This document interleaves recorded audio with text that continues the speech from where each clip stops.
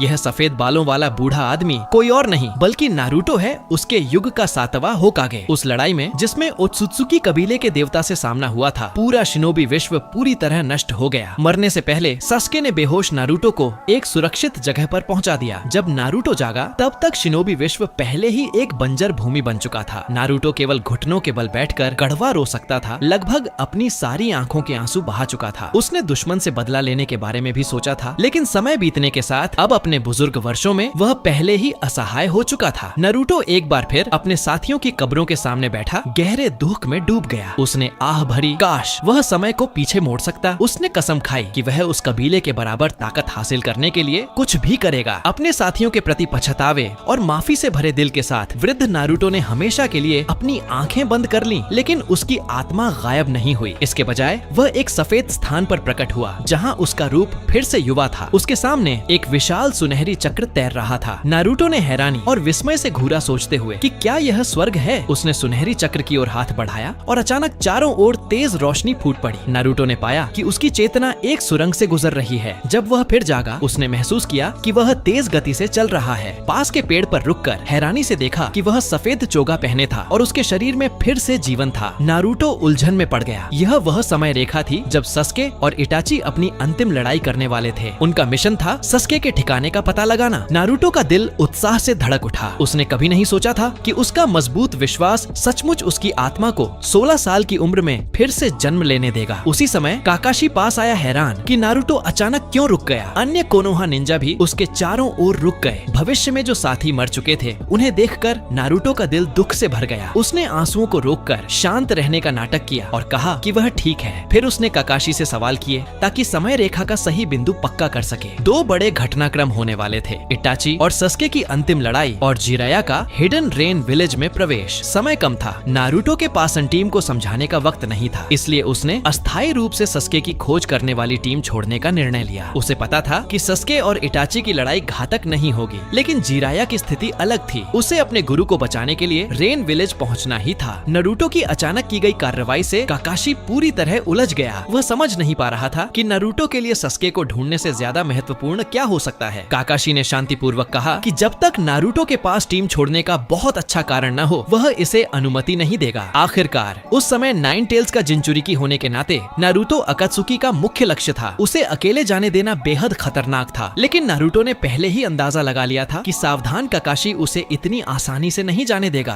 बातचीत के दौरान उसने गुप्त रूप से नेचुरल एनर्जी अवशोषित करना शुरू कर दिया। अब जब वह पुनर्जन्म ले चुका था, कई jutsu पहले से ही उसकी स्मृति में गहराई से अंकित थे, तो उन्हें फिर से अभ्यास करने की आवश्यकता नहीं थी। उसे यह भी पता था कि यदि वह भविष्य से आने की सच्चाई बताता तो भी कोई उस पर आसानी से विश्वास नहीं करता। इसलिए नारुतो ने जबरदस्ती निकलने का फैसला किया। काकाशी ने नारुतो के अजीब व्यवहार को देखा और तुरंत यामाटो से 4 पिलर प्रिजन का उपयोग कर उसे फंसाने को कहा, लेकिन अचानक नारुतो की आंखों के किनारे सेज मोड के नारंगी निशान दिखाई देने लगे। काकाशी तुरंत समझ गया कि यह जिराया का सेज मोड है और हैरानी से पूछा कि नारुतो ने यह कब सीखा। नारुतो ने सिर झुकाकर सबको माफी मांगी, कहा कि उसके पास कुछ जरूरी काम है और उसे पहले जाना होगा, बाकी बाद में सब समझाएगा। इतना कहकर उसने पल भर में 4 पिलर प्रिजन तोड़ दिया और बॉडी फ्लिकर से गायब हो गया। यामाटो उसका पीछा करने ही वाला था कि काकाशी ने उसे रोक दिया। नारुतो को जितना वह जानता था उसके हिसाब से यह मानना मुश्किल नहीं था कि उसके पास कोई ठोस कारण है और अभी सेज मोड में उसे रोकना किसी के लिए भी असंभव था। काकाशी ने सबको सस्के की खोज जारी रखने का आदेश दिया, जबकि साई को अपनी सुपर बीस्ट इमिटेटिंग ड्राइंग से यह जानकारी त्सुनाडे तक पहुंचाने को कहा। टीम से निकलने के बाद नारुतो एक ऊंचे स्थान पर रुका और सेज परसेप्शन से चारों ओर सब कुछ महसूस किया। 3 बजे की दिशा में टीम ताका था, जबकि 6 बजे इटाची। हालांकि नारुतो सस्के को देखने के लिए उत्सुक था, लेकिन यह सही समय नहीं था। वह 6 बजे की ओर मुड़ गया। उसे इटाची से उचिहा शिसुई की आंख लड़ाई से पहले प्राप्त करनी थी। नारुतो को इटाची के प्रति गहरा सम्मान था। पिछली जिंदगी में होकागे बनने के बाद वह और बेहतर समझ गया था कि इटाची ने कोनोहा की शांति के लिए कितनी बलिदान दिए। कुछ ही देर में उसने जंगल में इटाची को ढूंढ लिया। इटाची हैरान हुआ कि नारुतो खुद उससे मिलने आया है। नारुतो चाहता था कि इटाची सस्के से लड़ाई छोड़ दे। उसे पता था कि इटाची की सेहत का मतलब था कि उसकी जिंदगी में कुछ ही दिन बचे हैं, लेकिन इटाची अड्डा हुआ था क्योंकि यही लड़ाई सस्के के मंगेक्यो शेरिंगन जगाने का तरीका तथा नारुतो जानता था कि ओत्सुत्सुकी से लड़ने के लिए सस्के की शक्ति बेहद जरूरी है। इटाची वह व्यक्ति था जो रहस्य रख सकता था, इसलिए नारुतो ने मुट्ठी भिड़ाकर भविष्य की सच्चाई उसे बता दी। हैरान करने वाली सच्चाई ने इटाची की मान्यताओं को हिला दिया। वह इसे आसानी से स्वीकार या विश्वास नहीं कर पा रहा था, लेकिन नारुतो के अचानक बदलाव को देखते हुए उसे अंदाजा हुआ कि यह शायद सच है। सब कुछ सुनने के बाद इटाची को सांत्वना और दुख दोनों महसूस हुए। सांत्वना इस बात की कि हालांकि आखिर में सस्के भटक गया, लेकिन उसने कोनोहा और शिनोबी विश्व की रक्षा की, उचिहा नाम को पुनः स्थापित किया और यहाँ तक कि उसकी एक बेटी भी हुई, सरादा। ये सोचकर इटाची के होंठों पर हल्की मुस्कान आ गई, लेकिन वह दुखी भी था कि आखिरकार सस्के और कोनोहा इतने दुखद अंत से गुजरे। नारुतो ने सोचा कि नियति के मोड़ से उसे इस युग में फिर से जन्म मिला है। इस बार वह उस अंत को कभी दोहराने नहीं देगा। उसने इटाची से माफी मांगी और कहा